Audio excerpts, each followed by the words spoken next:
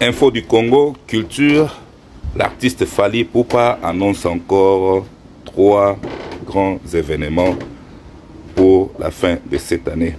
Et salut, c'est Fally Ipupa Aigle. Une très grosse surprise pour vous. Les dates supplémentaires sont ajoutées. Netina Film.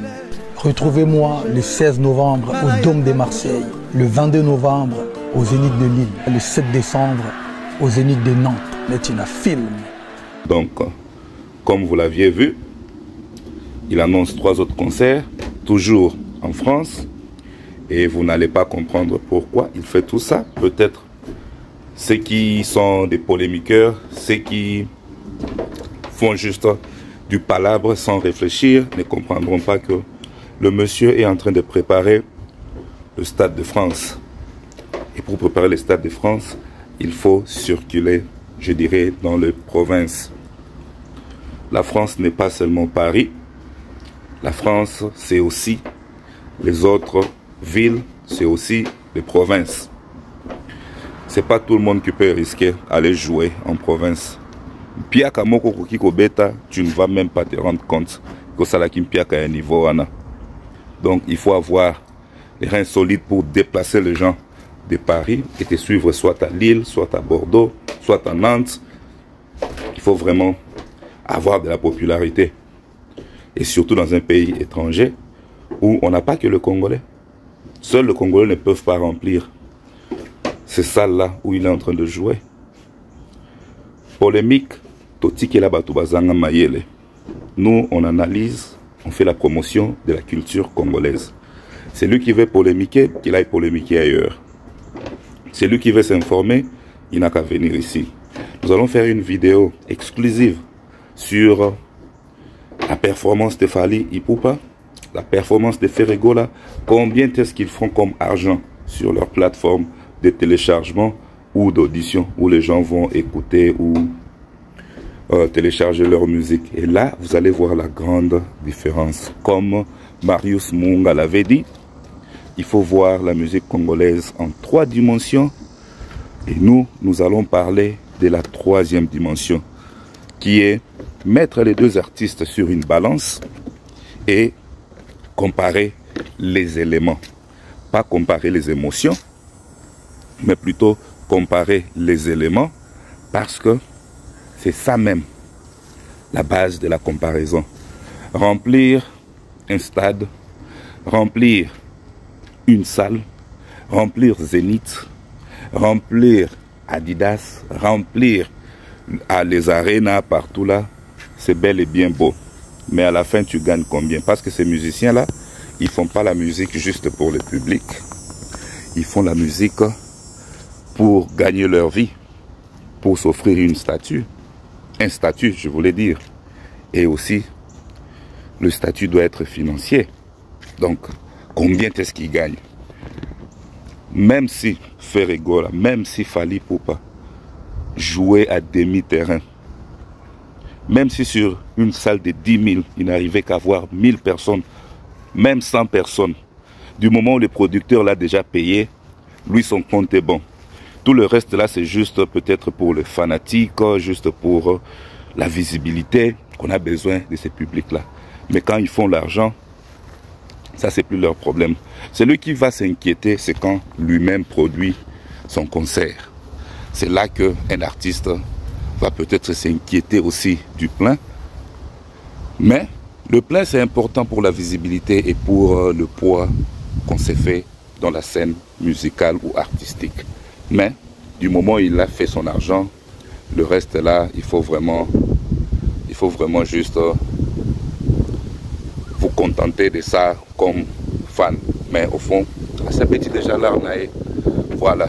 Donc, ceux qui aiment de la bonne musique n'ont qu'à préparer leur ticket, leur réservation peut-être des chambres d'hôtel, leur transport et aller fêter.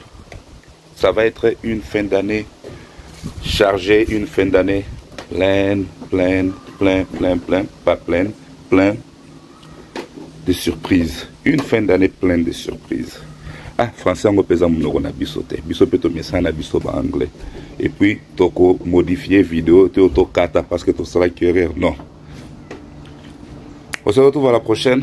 Bye bye. Aimez la vidéo, partagez-la. Abonnez-vous si vous n'êtes pas abonné. Ici, nous parlons des choses concrètes, des choses sérieuses. Nous ne laissons pas place aux polémiques stériles qui ne produisent rien absolument à la fin. Il fait très chaud, on transpire parce que nous sommes à 90 quelques degrés Fahrenheit. Faites les maths, vous qui aimez les mathématiques, mais nous on parle des degrés Fahrenheit. On se retrouve à la prochaine. Bye bye, peace and love. Hello à tous, donc je ne sais pas si vous vous rappelez, mais l'année dernière j'avais participé à un gala de charité au Congo-Brazzaville et cette année c'est reparti pour une deuxième édition du gala de charité de l'association Pan-African Youth Union.